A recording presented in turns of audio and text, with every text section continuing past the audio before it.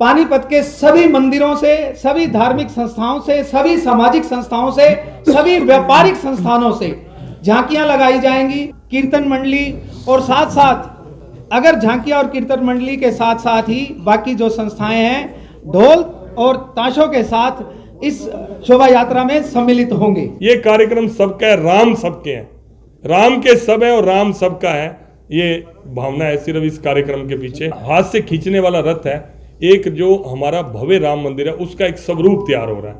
वो बलराम नंदवानी जी के यहाँ पर शेड है, उधर शीना वाले शेड थे, उनके अंदर आप देखो कि बॉम्बे से जो सेट बनाते हैं, जो बॉम्बे फिल्मों के सेट बनाते हैं, वो फ्री सेवा करने के लिए उनको जैसे ही पता लगा वो वहाँ एक भव्य राम मंदिर का स्वरूप बना रहे हैं। उसी तरह का ही बनेगा, तो एक लगभग 15 फुट लंबा और 8 फुट चौड़ा सेम ऐसा दृश्य लगेगा कि जैसे हम राम मंदिर यहाँ देख रहे हैं पानीपत के अंदर। ये पानीपत के सब लोग इस भावना के साथ शोभा यात्रा निकाल रहे हैं।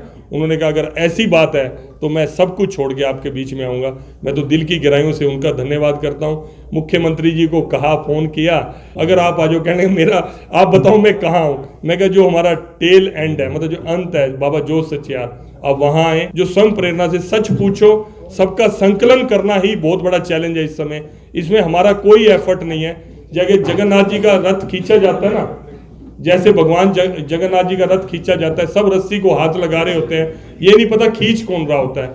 आज वो माहौल पानीपत के अंदर बन चुका है कि सब खींचे जा रहे हैं, किसी को पता ही नहीं लग रहा कौन क्या कर रहा है। जितने हम हिंदुस्तान के लोग हैं, चाहे वो किसी धर्म जाति समुदाय से हैं, इस समय सब एक ही धारणा में पिरोए हुए हैं कि हम सब भगवान राम के स्वागत के लिए तैयार हैं। और वैसे भी अग्रवाल समाज के लिए तो बड़े गौरव की बात है, भगवान राम हमारे कुल देवता हैं, उनकी स्थापना हमारे लिए बड़ी खुशी का विषय है। मेरे पास परसों फोन आया था रचना बहन जी का, और मेरा एक ही जवाब था, भाई मैं सारे पानीपत के लोगों के साथ हूँ, पूरा पानीपत हमारा परिवार है। हम एक परिवार के तौर पर कोई भी कार्यक्रम जहाँ बिना राजनीति के कार्य होता तो हम उसमें पूर्ण रूप से बढ़ चढ़कर भाग लेंगे। और उसी संकल्प के तहत आज मैं आप सबके बीच उपस्थित हूँ। सारे हमारे साथी, हमारे सांसद महोदय, हमारे विधायक जी और भी सभी धार्मिक और सामाजिक राजनीतिक दलों के लोग यहाँ बैठे हैं। और मैं कांग्रेस पार्टी लगा लो, संजय अग्रवाल की तरफ से लगा लो, हम भी संजय चौक पे मेरा कार्यालय, उसके बाहर हम इस भव्य यात्रा में रसगुल्ले बांटेंगे।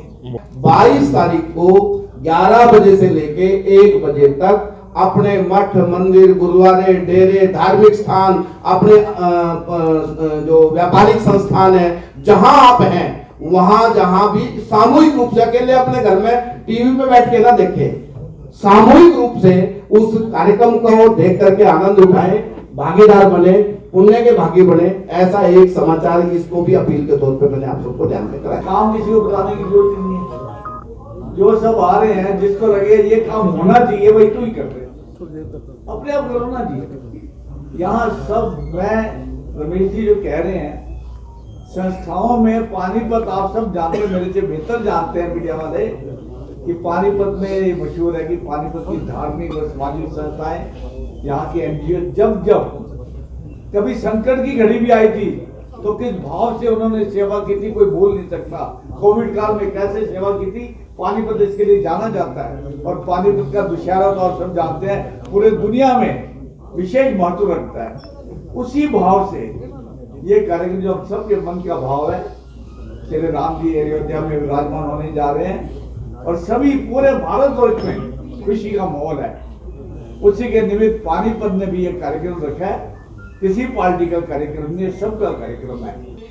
जितने भी लोग वहां आएंगे, हमारी ये स्टालें लगेगी, कोई भी झूठा ना छोड़े, क्योंकि हम जाके देखते हैं कि पहले सुनते थे कि गरीबी क्या होती है, अब धरातल पे जाके पता लगा कि गरीबी क्या होती है। बहुत बढ़िया, बहुत अच्छी बात जी। आपने कोरोना में देखा होगा सांसद महोदय, हमने कॉलोनियों में खाना, जिस तरह से लोग तड़पते थे, तो मैं आपके माध्यम से ये भी कहूंगा कि कोई भी आदमी आए उतना ही ले जितना खाना होने, झूठा ना छोड़े, क्योंकि झूठा जाएगा वो वेस्ट कोई नहीं खाता।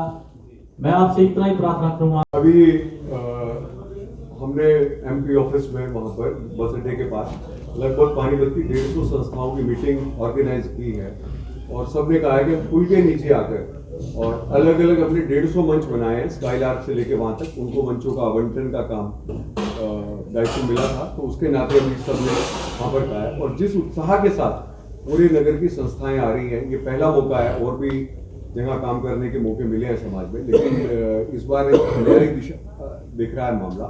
हर पंथ के लोग आ रहे हैं, चाहे वो साईं बाबा के लोग हों या अलग अलग, मतलब बहुत सारे पंथ हैं, बहुत सारी मान्यताएं हैं, छोटे छोटे धर्म भी आ गए हैं, धर्म भी आ गए हैं, तो वो सब भी इसमें पार्टिसिपेट कर रहे हैं और नई नई ऊर्जा के साथ नए नए प्रयोग जो है वो कर रहे हैं, स्वागत के लिए नए नए प्रयोग कर रहे हैं। तो सब लोगों की सहभागिता इस कार्यक्रम में बहुत बड़े स्तर पर होने वाली है। और संजय जी ने शायद जानकारी दी होगी कि कुछ नई चीजें, जैसे नासिक का ढोल अभी तक पानीपत में नहीं आया था वहां से, तो वो आज तक नहीं देखा गया था। हिंदू ढोल जो वहाँ की महिलाएं बजाती हैं वो बहुत बड़े ढंग से आ रहा है। खान पान की नई चीजें हैं, आकर्षण बहुत नए नए हैं और तुलसा के बीज जो है वो आ रहे हैं, जो हर घर में तुलसा के रूप में प्रसाद मांगा जाएगा, हर घर उस तुलसा को अपने घर में उठाएगा, तो एक प्रसाद उसको जीवन भर उससे मिलता है।